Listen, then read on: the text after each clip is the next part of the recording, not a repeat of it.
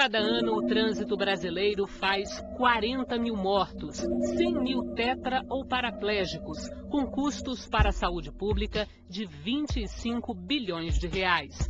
Os números inspiraram os deputados a aprovar em fevereiro de 2009 a lei já em vigor, que torna os airbags obrigatórios em todos os carros novos.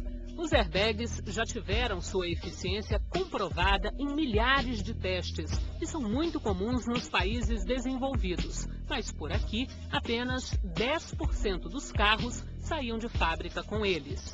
Os deputados que defenderam a aprovação do projeto acreditam que a lei vai fazer o preço do airbag cair. A projeção para os próximos anos, com essa escala, portanto, o maior número de consumidores e de produtos instalados, vai tender alguma coisa na ordem de R$200. Apesar da aprovação, o relator não ficou satisfeito com o prazo dado às montadoras para pôr no mercado os carros com airbags. Dá para você esperar 5 anos se você fizer uma escala, botando 30%, 40%, 50%. O que a Câmara aprovou aqui hoje, que é o projeto que veio do Senado, infelizmente não tem estabelecido esses percentuais. Pelos acidentes que eu já vi, que protegeu os motoristas, eu acho. Ele protege todo o impacto entre a direção e o banco. Eu acho que não faz muita diferença. Se você bater com força, você vai se machucar de qualquer jeito. Eu queria que tivesse vindo era com os 4.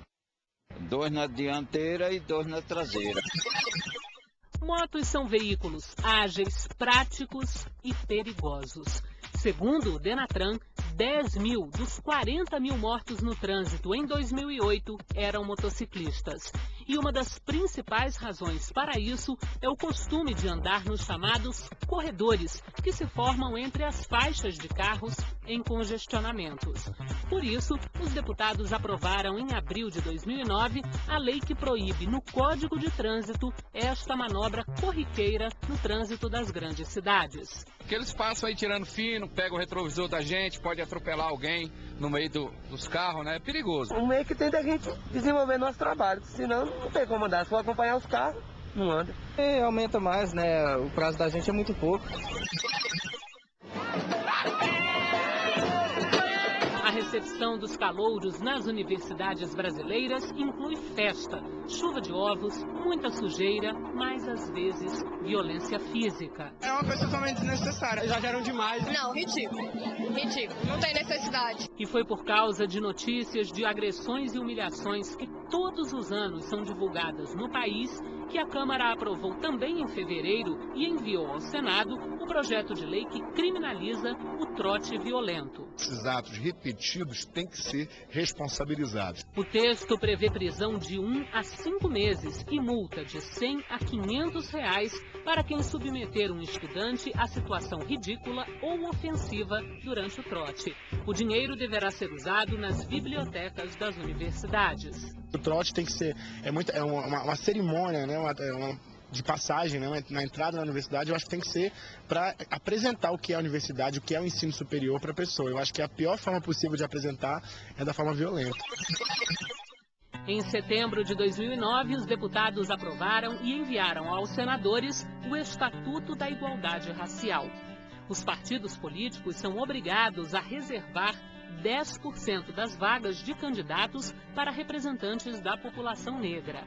Empresas que contratarem pelo menos 20% de funcionários negros ganham incentivos fiscais, mas os empregadores ficam proibidos de pedir fotos em currículos de candidatos a empregos. Os estabelecimentos de ensino fundamental e de ensino médio são obrigados pelo projeto a ensinar a história geral da África e a história da população negra no Brasil. Um dos pontos que possibilitou o acordo para a aprovação da proposta foi a retirada das cotas para negros na educação. O texto afirma apenas que o governo poderá criar ações afirmativas para a inclusão da população negra, sem especificar percentuais ou a forma como isso será feito. Nós defendemos sempre que a cota tem que ser social, tem que ser por carência, e dependendo da cor do cabelo, da pele, da cor do olho. Desidratou-se o estatuto na sua essência. Nós tiramos as cotas da educação. O negro precisa, como o próprio presidente falou, de um espaço na educação. As pessoas precisam entender que o estatuto não é um ponto de chegada, é um ponto de partida. Em 2009, a Comissão de Constituição e Justiça aprovou por ampla maioria o projeto que libera o funcionamento dos bingos e dos caça-níqueis no país. Para virar lei, ainda é preciso a aprovação pelo plenário da Câmara e pelos senadores. Pelo texto aprovado, as casas de bingo devem manter distância mínima de 500 metros de escolas e igrejas. E 17% do faturamento bruto dos bingos será dividido entre União e Estados. O plano é investir o dinheiro em cultura, esporte, segurança pública e saúde. Os deputados também mantiveram a notificação online dos prêmios e do imposto a pagar.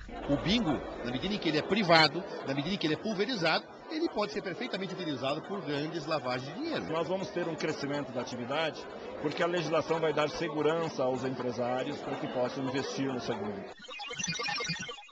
Fazer um exame simples, o enfermeiro pode. Avaliar o resultado, não. O psicólogo pode diagnosticar um distúrbio, mas não pode receitar remédio. O fisioterapeuta pode detectar um problema ósseo, mas o tratamento para isso é só com o ortopedista.